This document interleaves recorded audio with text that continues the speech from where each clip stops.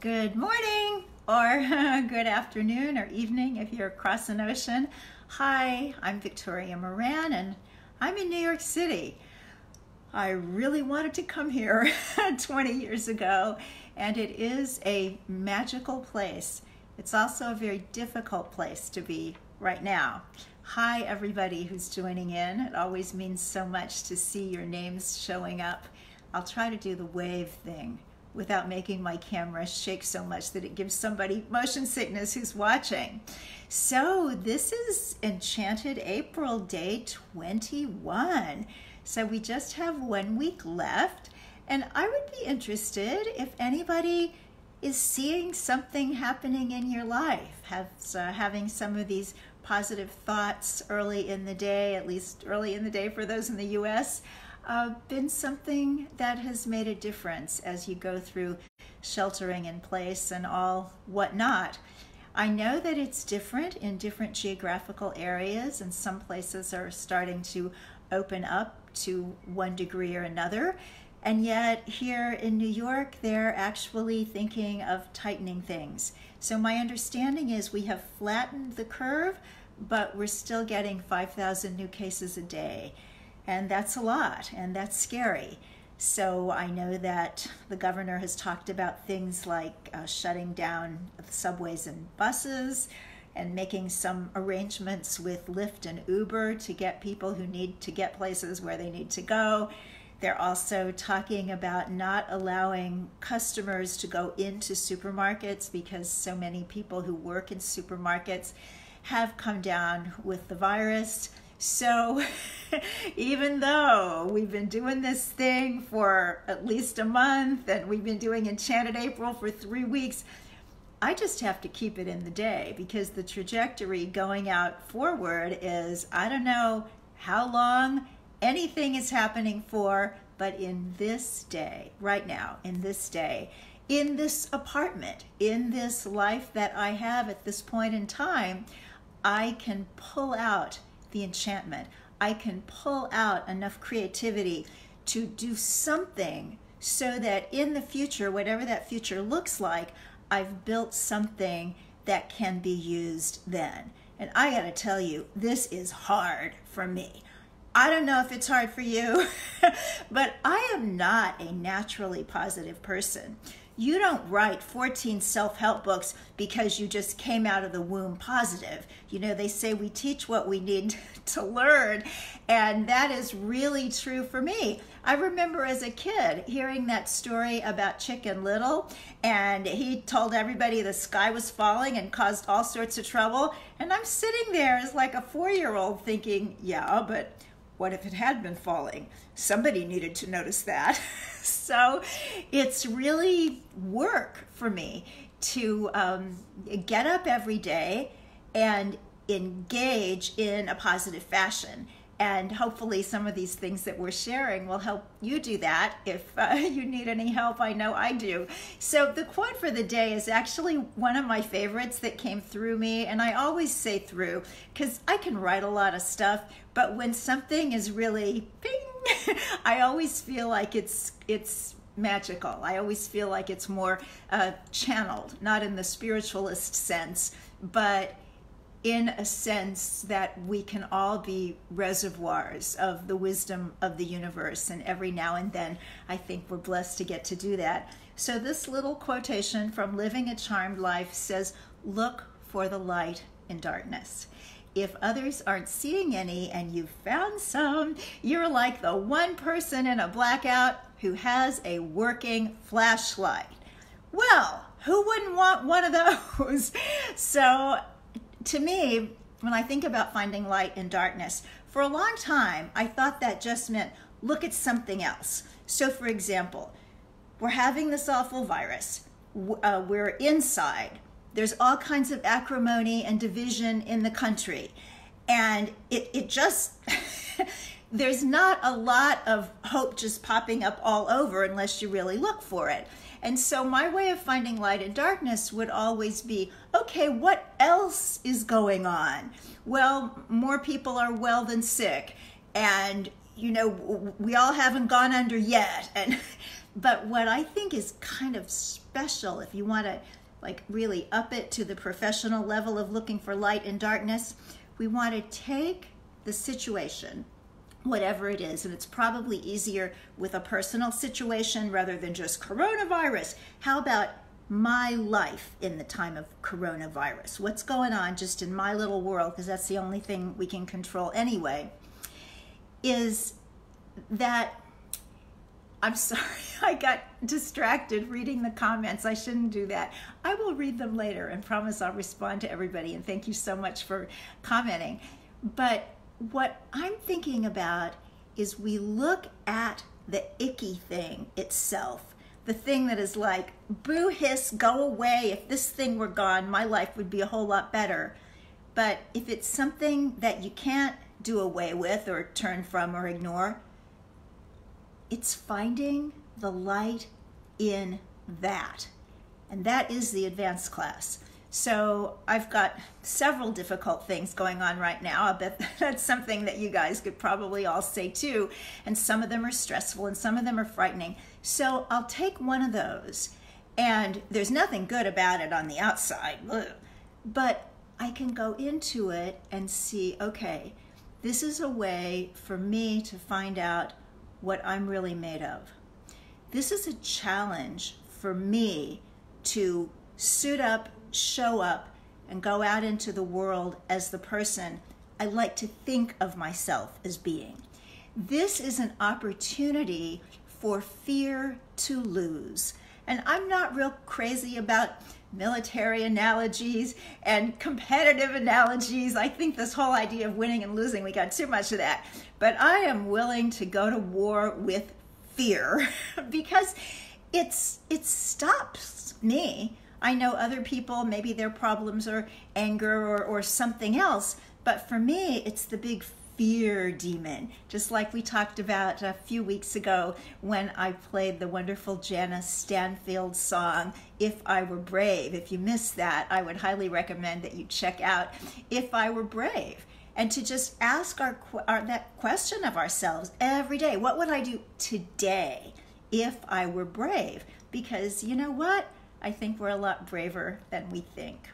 So I promised that I would share this little anecdote from Margaret Mead. And I usually don't share things that go around on the internet because I figure everybody's seen them. But I thought this was really special and so applicable to this time. It says, years ago, anthropologist Margaret Mead was asked by a student what she considered to be the first sign of civilization in a culture. The student expected Mead to talk about fish hooks or clay pots or grinding stones, but no. Mead said that the first sign of civilization in an ancient culture was a femur, a thigh bone, that had been broken and then healed. Mead explained that in the animal kingdom, if you break your leg, you die. You cannot run from danger, get to the river for a drink, or hunt for food. You are meat for prowling beasts. No animal survives a broken leg long enough for the bone to heal. A broken femur that has healed is evidence that someone has taken time to stay with the one who fell, has bound up the wound, has carried the person to safety, and has tended the person through recovery. Helping someone else through difficulty, Mead said, is where civilization starts.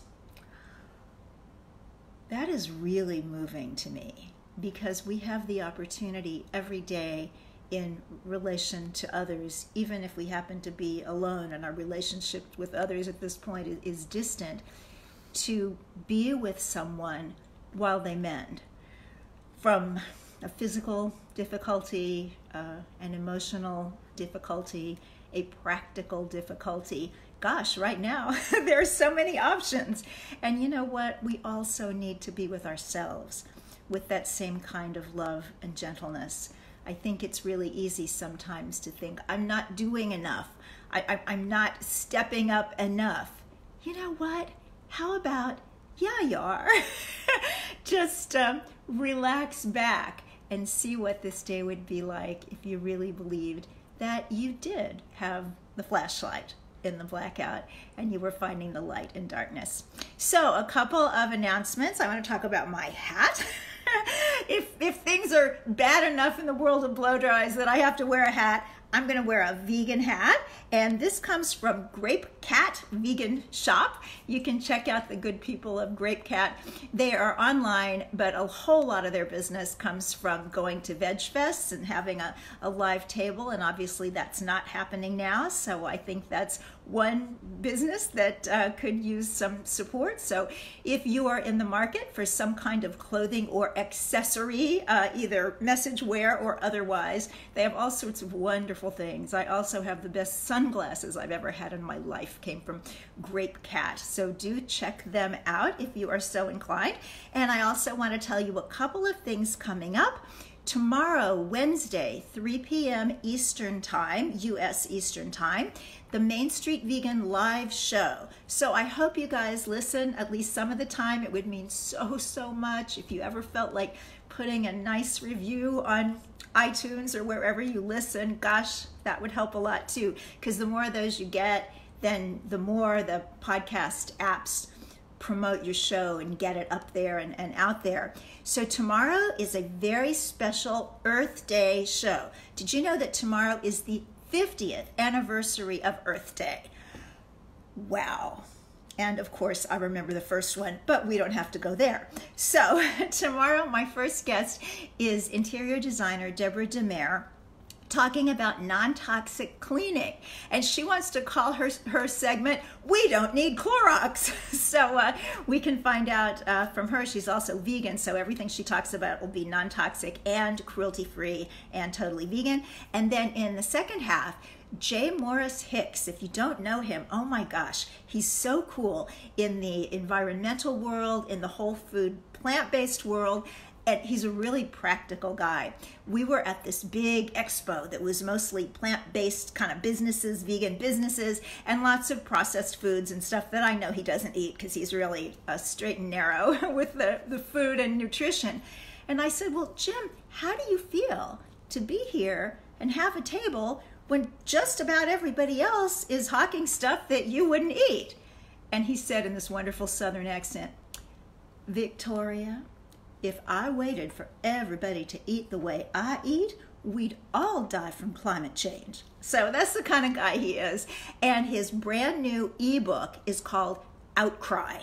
And oh my gosh, if you ever wanted to hear from the earth what's going on, and from wonderful scientists and philosophers that he has interviewed and quoted, James Cameron, the movie director, is very much in Jim Hicks's close circle, and they confer on a lot of this stuff. It is a tremendous book, and I have to confess, I have never in my natural life read an ebook.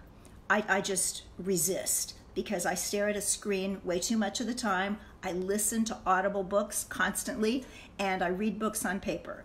But for sustainability reasons, Outcry is only available as an ebook, and that one I am breaking my own policy and reading because I started and now I can't stop. So tomorrow's fabulous Earth Day show, Main Street Vegan, that is available live tomorrow in real time if you go to www.unityonlineradio.org. And you know what else is cool? If you listen live, just like in the days of old-time radio, anybody who's in my age group knows that we used to stay up late at night and we'd listen to WLS or some big radio station. Like for me, that was WLS in Chicago, and I could sometimes get it in Kansas City, and then we'd call and we'd try to get the DJ to play the song we wanted to hear. Well, guess what?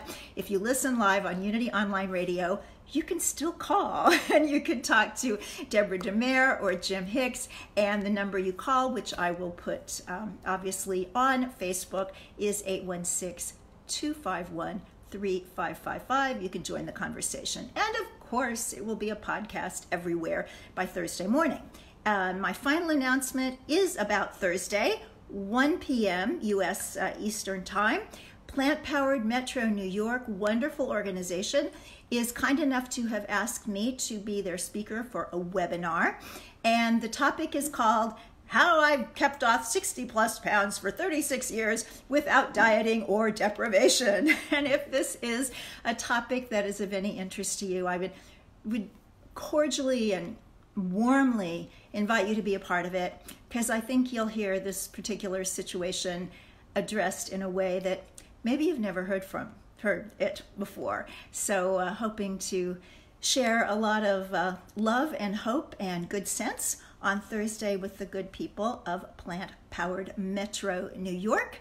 And I will put all that information in a Facebook post as well. If you don't see it, message me, and then we can all get together in the afternoon as well as the morning. Okay, what time is the Unity program tomorrow? It is every Wednesday at 3 p.m. Eastern Time, 2 p.m. Central, 1 p.m. Mountain, high noon Pacific Time.